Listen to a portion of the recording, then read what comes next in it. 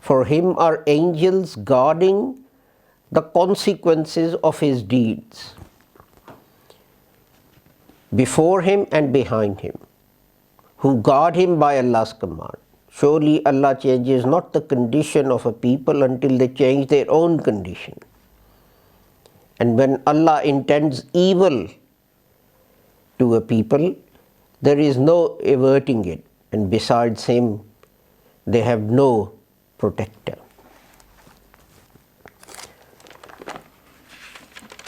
The next verses from chapter, or some next verses are from chapter 61, verses 1 to 3. Sabaha lillahi ma fis samawati wa ma fil ard wa huwal azizul hakim.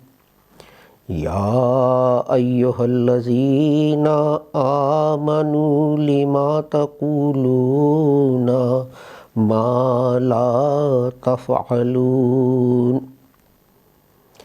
Kabura maqtan indallahi an taqulu ma la taf'alun.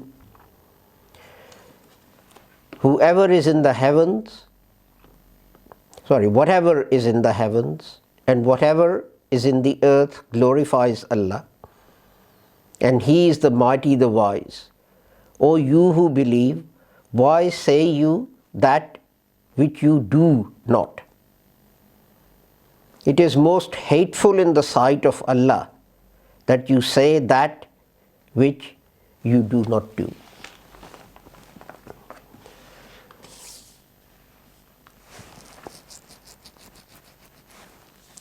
We have had a lot of uproar in the recent weeks and months because of the killings in Paris.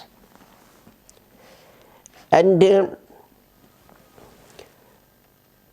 was a panorama interview about these killings, and you probably saw Question Time last night on which this issue was raised, and we've had a lot of Muslim websites sending emails and articles, etc. And in those, amazing comments have been made. One complaint has been constant and consistent, that is, that why are these people doing whatever it is? Now, it seems to me that this refers to the first verse of the Holy Quran, and that is that we don't want to change ourselves, but we want others to change their societies and themselves for our sake. And we think that that will somehow make the position of Muslims better. Well, God says it doesn't work like that. It doesn't work like that. You have to change yourself.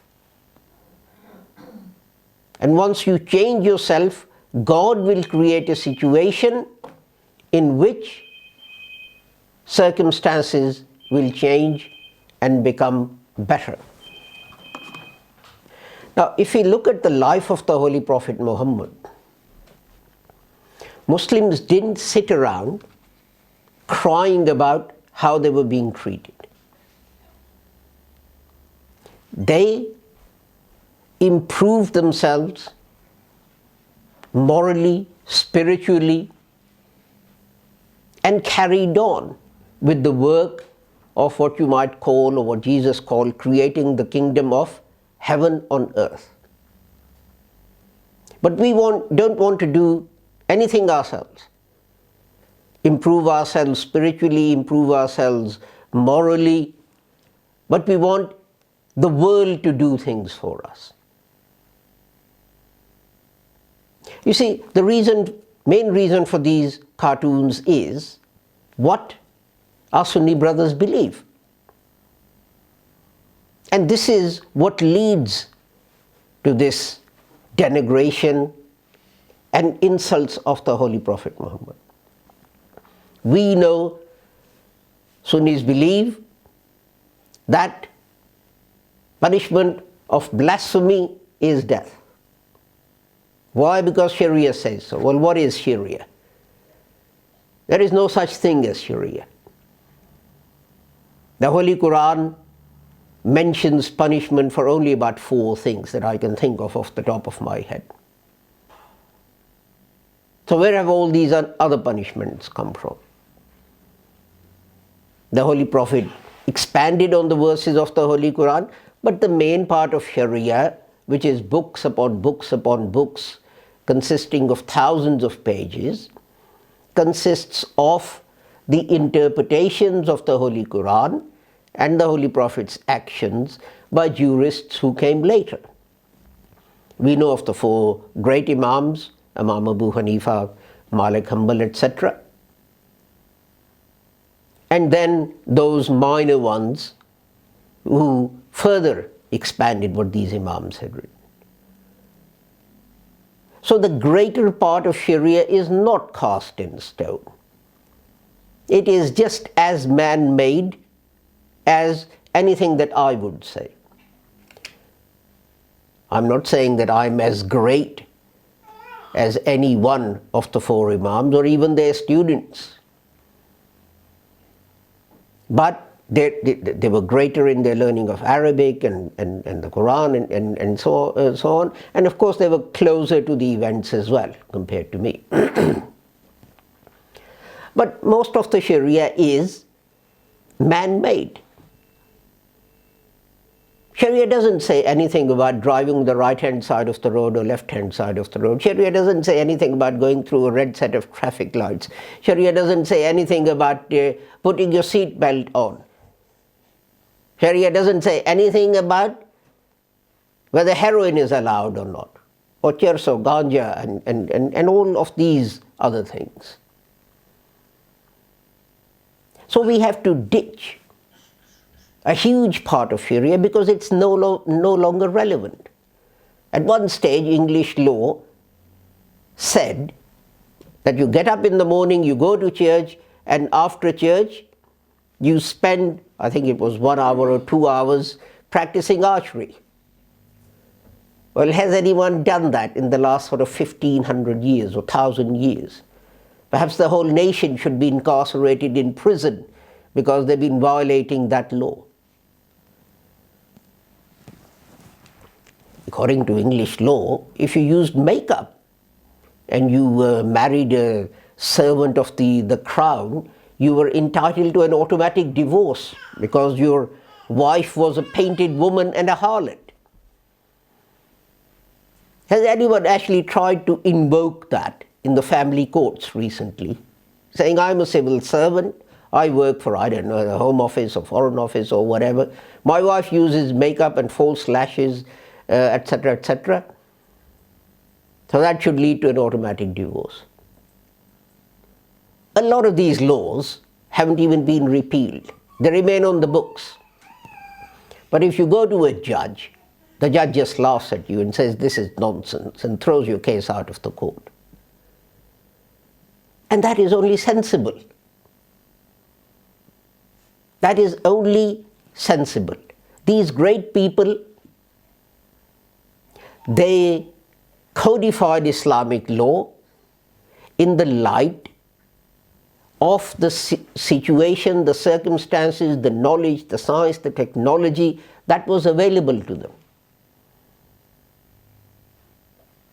We have different things available to us now. So we have to go back and look at the principles enunciated by the Holy Quran and the Holy Prophet Muhammad. You see, we go after the detail. I'll give you one example. A man went to the Holy Prophet Muhammad and said, when I die, I want to leave all my money to charity. Holy Prophet said, don't. And then he went down And when he had reached about 1/3, the Holy Prophet said, yes, that is fine. You can leave 1/3 of your property to charity. And then the Holy Prophet made the statement of the principle. He said, there is no goodness in giving all your property to charity and leaving your family destitute. Now, using that principle in that context, it was okay for that man to leave 1/3 of his property to charity. We've forgotten the principle. There's no goodness in leaving your family destitute, and we've lashed on to that 1/3. You cannot give more than 1/3 of your property to charity. Well, let me give you an example. A man has £3,000. If he leaves 1/3 of that, that's £1,000 to charity, leaving behind 2,000 for his wife and children. Do you think he is leaving them destitute or not? Of course he is leaving them destitute. It's not even going to pay for his funeral expenses. So are you going to say he's complied with Islamic law? No, he shouldn't be leaving anything to charity. But we've forgotten the principle, but latched on to the detail. In that man's circumstances, 1/3 was sufficient. What about Bill Gates? He is the richest man in the world, a multi-billionaire. Let's assume he owes assets worth $9 billion. And he says, I'm leaving $1 billion for my family and $8 billion for charity. You'll say, well, that's more than 1/3. Yes, it is more than 1/3, but is he leaving his family destitute? I think if he gave me $1 million, I could happily live on that. And this has become the difficulty of the Muslim world, that we cannot be bothered to look for the principle. We look for numbers.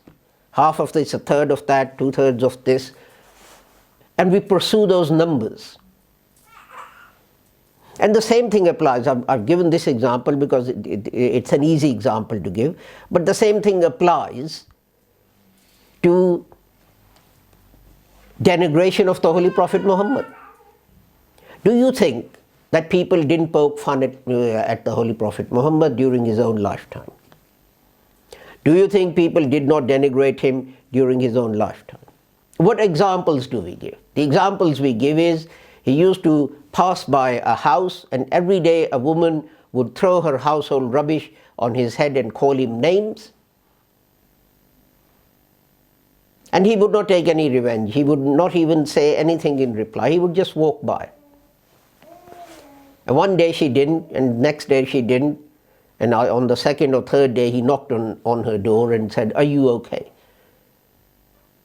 Now, what's the point of giving that example if you're then going to go and kill people? We proudly say, and Mahdi Hassan did this yesterday on question time, he said the Holy Prophet Muhammad sallallahu alaihi wasallam was the person who, when he entered Mecca at the head of an army, having conquered the city where he was humiliated, tortured, his friends and followers tortured and murdered, brutally murdered. They would tie the legs of a Muslim to 2 different camels and then run them off in different directions so that these people, they weren't beheaded, they weren't killed with an arrow, they were literally torn apart. Now what did he do?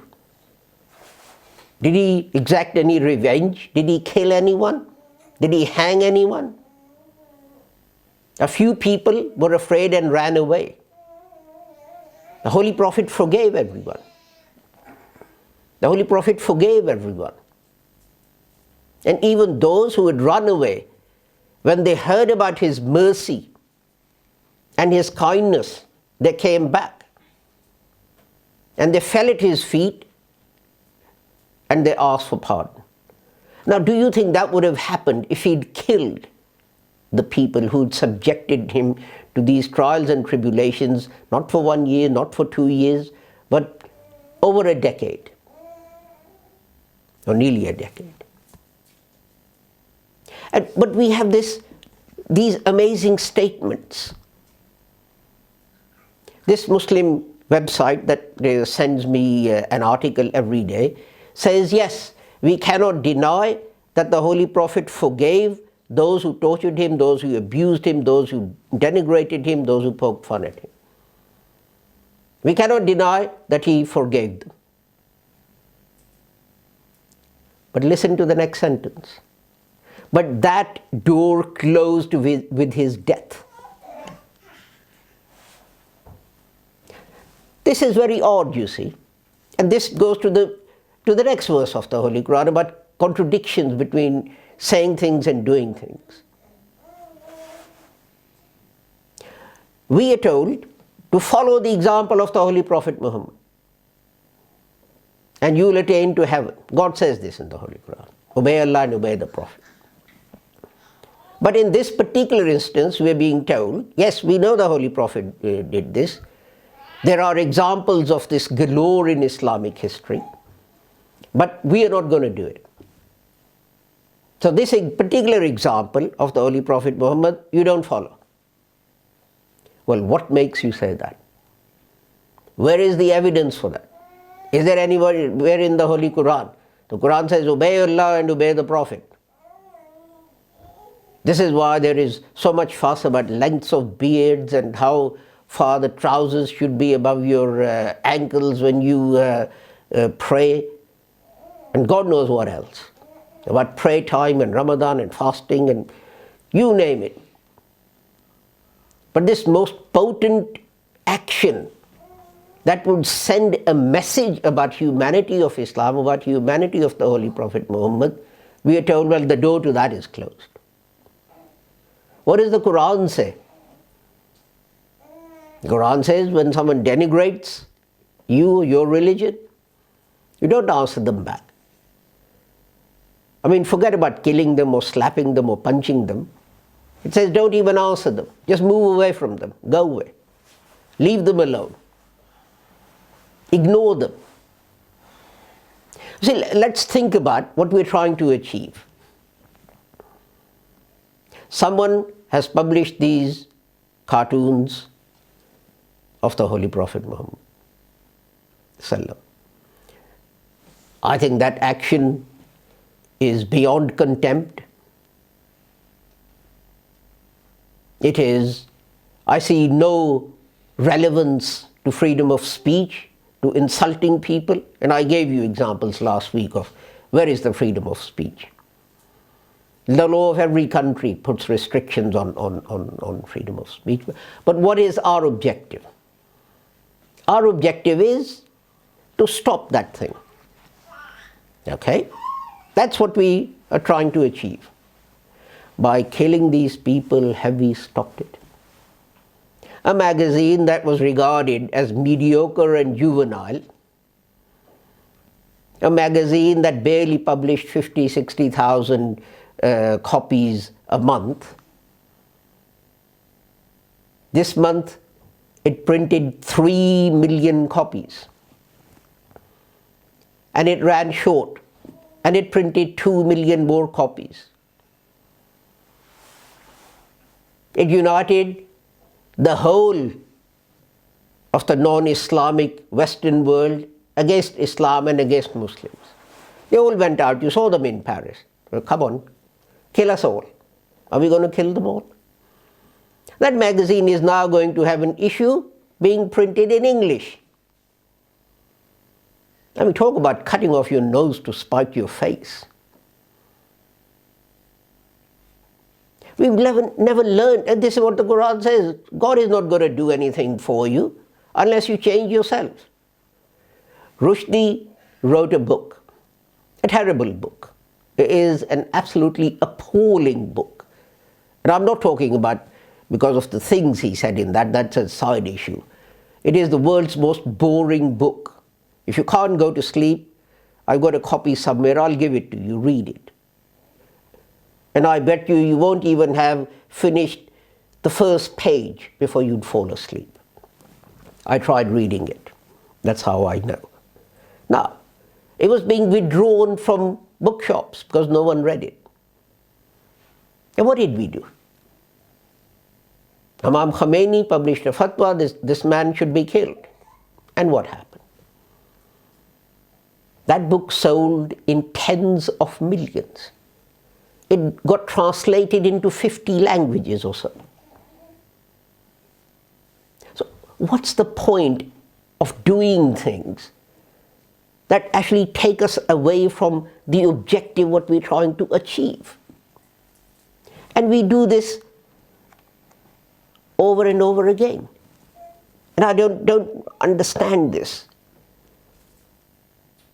You see, another email from the same website which said that the Holy Prophet used to forgive people who tortured him, insulted him, etc., and that door is closed. The same website sent another article which said, oh, Allah will curse those who abuse the Holy Prophet.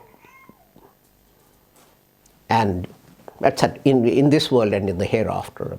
I think the verse goes something like this. Now, and they say that's the justification for killing someone. But couldn't God have revealed a verse saying, if someone abuses the Holy Prophet or God, you go and kill him? The verse doesn't say that. The verse doesn't give any human being the authority to go and kill anyone. It says Allah will. God will do it. You leave it to Him. That God will humiliate them in this world and the hereafter. But God has told you what to do. This is a clear instruction in the Holy, and you've turned it on its head. And you've said, because God is going to punish these people, I'm going to punish them on His behalf. Well, God has said about many people that they'll burn in the fires of hell, so why don't you dig a pit in the back of your garden and light a fire in it and start throwing people in it? You see, it's this arrogating yourselves to the dignity and might of Godhead that you need to stop. And there's example after example. Leaders of one particular country marched arm in arm with David Cameron and the French president and whoever else was there in Paris. And what was happening back in their own countries? They had charged a man with blasphemy. And what was the blasphemy? It was nothing against God, it was nothing against the Holy Prophet Muhammad, it was nothing against Islam.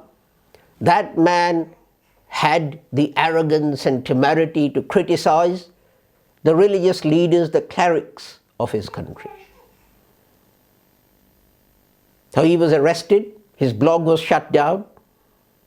For the next, I think it's 8 weeks or so, every week he's going to be lashed 50 times. Is he then going to be allowed to go home? No. He's going to be put in prison for 10 years. And even then he will not be let out until he pays some horrendous fine. What's God saying in the Holy Quran?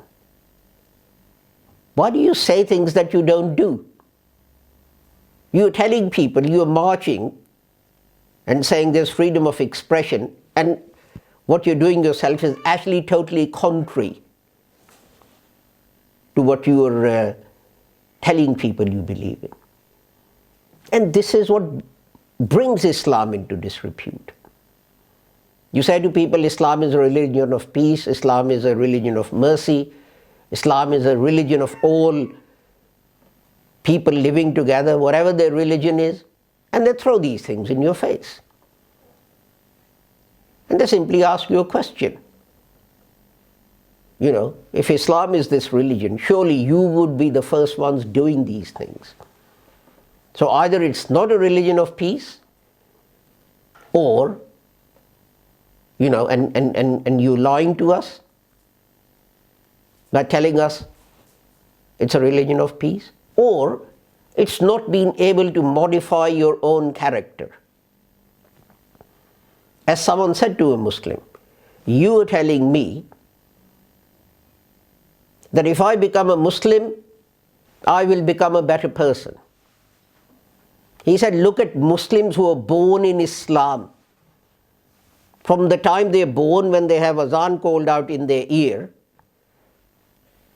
to the time they die, they're taught Islam and they say they're acting upon Islam. If Islam has failed to make them into better human beings, how will it make me a better human being? And you have no answer to that. I remember many years ago, my mum went into the staff room in her school where she was a teacher, and one of her colleagues was sitting there looking very upset. My mum said, what's the matter? And she said, well, my daughter's taken up smoking. So my mum said, why don't you tell her not to smoke? And she said, how can I? I smoke myself. See, these injunctions of the Holy Quran, why do you say things that you don't do? You can apply them at a personal level up to the national level. But I go back to what I started off with, and that is that unless Muslims take a scalpel to this, what they call Sharia, which doesn't actually exist, and bring it up to date to deal with the issues and problems of this day and age, they will continue to find that they are humiliated and their prophet and religion is insulted. If only Allah would give our brothers the wisdom to see this.